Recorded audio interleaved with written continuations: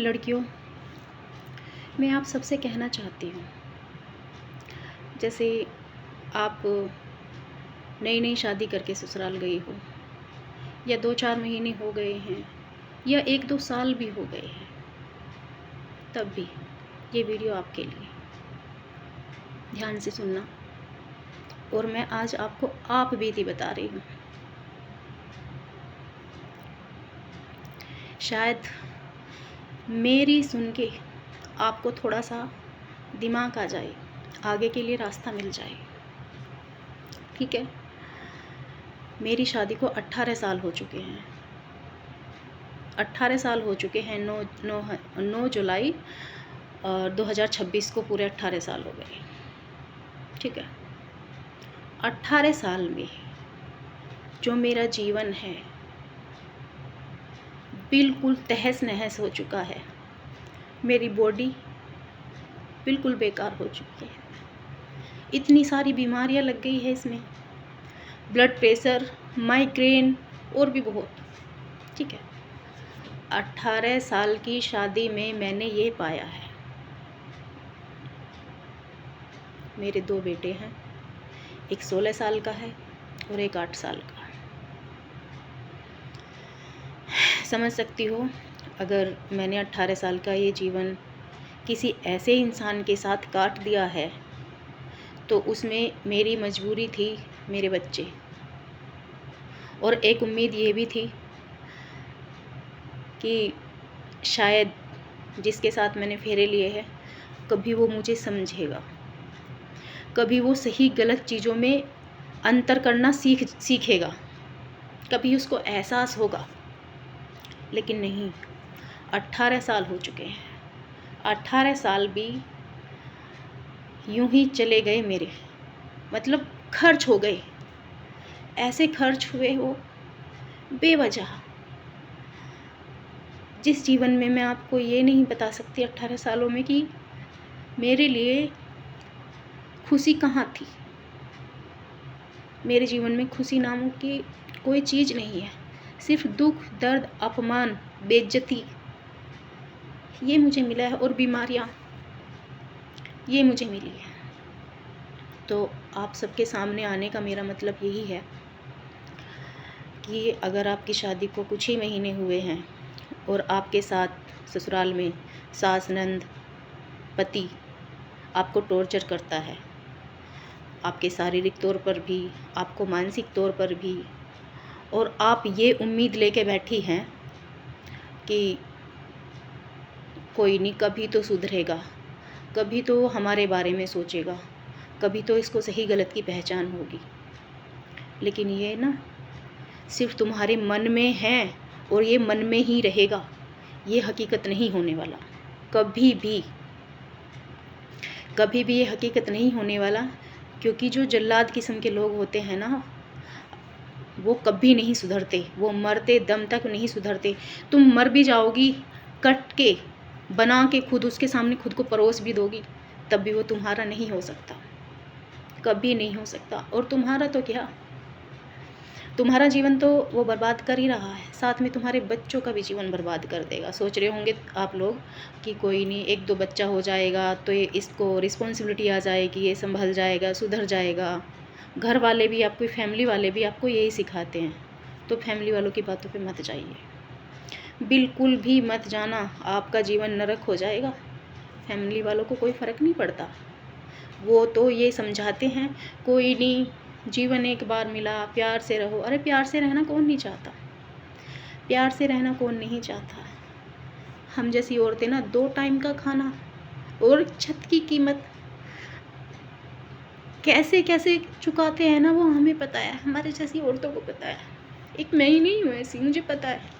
मेरे जैसी बहुत औरतें हैं जो मेरे जैसे जीवन जी गई हैं, और बहुत ऐसे भी हैं जिनको दुख तकलीफ़ का कुछ पता ही नहीं है। अपमान के बारे में वो जानती नहीं, क्योंकि उनको परिवार अच्छा मिला होता है, उनके सास ससुर, नंदे, उनका हस्बैंड बहुत अच्छा होता है। वो भी है, लेकिन वो बहुत कम है, बहुत ही कम है। ठीक है। आज मैं पछताती हूँ, आज मैं इतनी पछताती हूँ कि मेरी शादी को 9-10 महीने ही हुए थे और मुझे मिसकैरेज हो गया था। आप लेडीज़ हो, आप समझ सकती हो अगर किसी औरत को मिसकैरेज हो रहा है तो उसकी पूरी बॉडी पे इफ़ेक्ट पड़ता है, उसके मन पे भी इफ़ेक्ट पड़ता है, कितनी तकलीफ़ से गुजरती है वो, ठीक है। और उसी टाइम पे उसकी बिना किसी गलती के उसको थप्पड़ मारा जाए और वो खड़ी ही ज़मीन पर गिर पड़े, वो इतनी नाजुक कमज़ोर हो चुकी हो और बिना किसी गलती के, इतनी सी भी किसी गलती के उसका हस्बैंड पहली बार उस पर हाथ उठा दे बिना किसी वजह। एक चीज़ तो ये समझ में आती है कि चलो हमारी गलती थी, हमने कुछ ऐसा कर दिया या ऐसा कुछ बोल दिया कि उसको गुस्सा आया और उसने मार दिया। पहली बात तो अगर पत्नी कुछ बोल भी देती है ना, कुछ बोल भी देती है, कुछ कह भी देती है, तो पति के क्या मुँह नहीं है? बोलता तो वो भी है।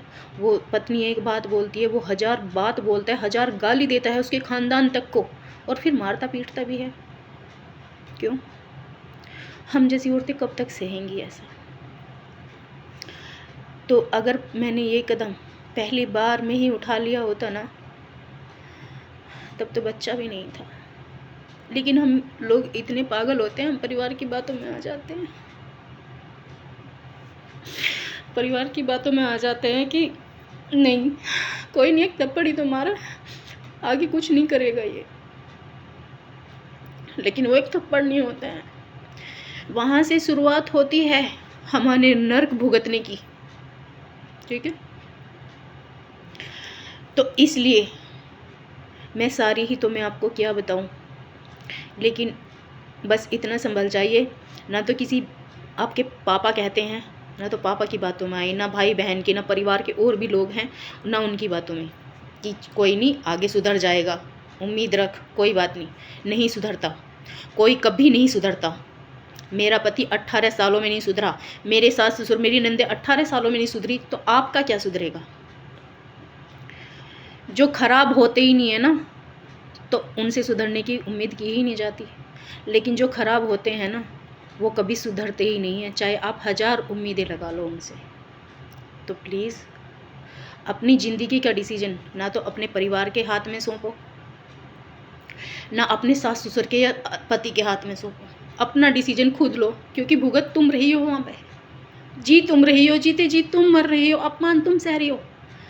किसी भी घर वाले होते ना, घर वाले ऐसे भी होते हैं, मेरी नंदे हैं इतनी ख़राब हैं, इतनी ख़राब है, मेरा ससुर भी इतना ख़राब है, उन लोगों की क्या करतूत मैं आपको बताऊं, नहीं बता सकती सबके सामने, सोशल मीडिया पर नहीं बता सकती।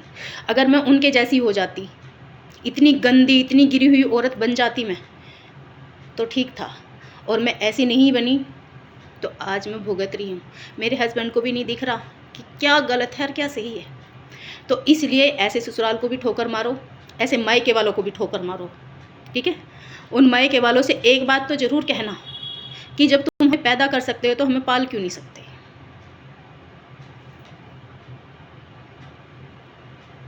ठीक है। तो ये उम्मीद छोड़ दो कि कोई बदलेगा, कोई कभी भी नहीं बदलता।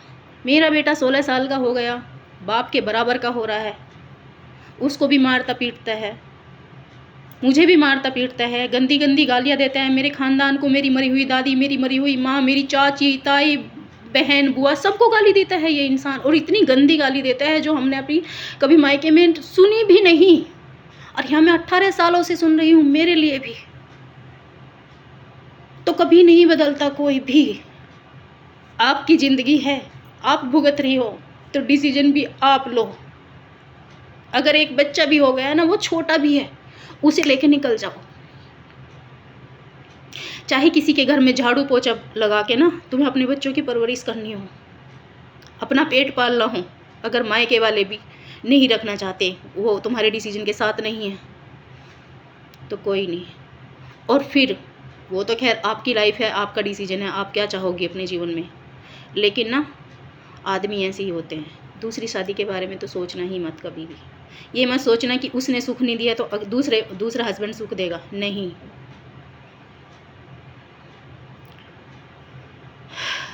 आगे आपकी मर्जी है, ठीक है। लेकिन ये उम्मीद लगाना छोड़ दो किसी से भी कि कोई तुम्हारा साथ देगा।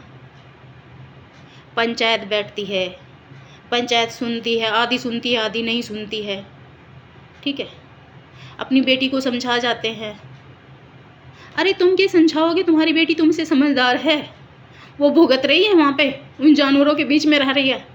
तुम थोड़ी देर की आए सुन लिया या फ़ोन पे सुन ली उसकी बातें, तुम्हें क्या पता। जितनी तुम समझ अपने अंदर लिए बैठे हो ना, तुमसे 4 गुना समझ आ रही है तुम्हारी बेटी में। बेशक वो उम्र में तुमसे कम हो, तजुर्बा तुमसे ज़्यादा है उसके अंदर।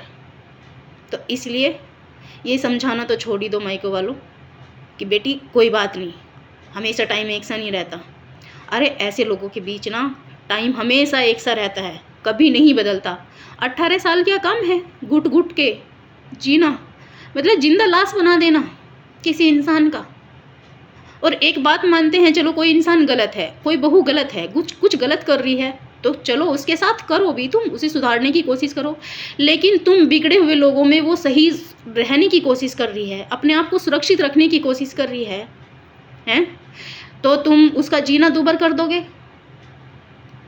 मेरे ससुराल की तरह अगर कोई लड़की वाला है, कोई माँ बाप अपनी बेटी को ब्याहने के बाद भी, शादी करने के बाद भी अपने घर में रख रहा है, तो वो निर्लज होता है, पता है, निर्लज।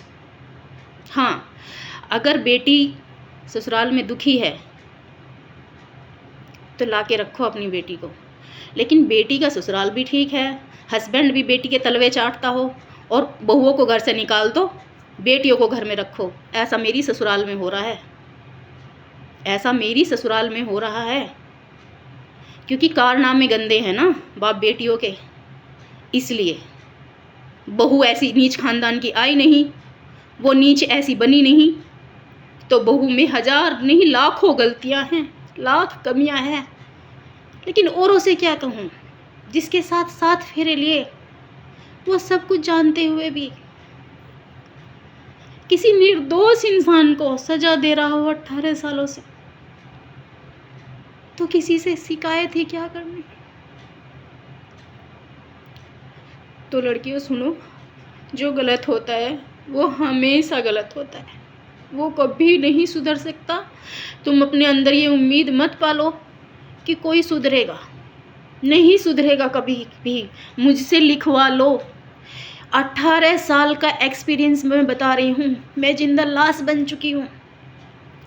मुझे टेंशन देती थी आते के साथ ही, मैं पछताती हूँ, इतना पछताती हूँ कि जब मुझे इस घर के कारनामे पता चले या मेरे साथ गलत होना शुरू हुआ, तो मैंने ये कदम तभी क्यों नहीं उठाया। मैं पछताती हूँ। तो प्लीज़ मेरे जैसी गलती कोई मत करो, कोई मत करो प्लीज़, हाथ जोड़ के रिक्वेस्ट है। अगर अपना आत्मसम्मान चाहती हो ना, तो निकल जाओ वहाँ से, निकल जाओ ऐसी ससुराल से।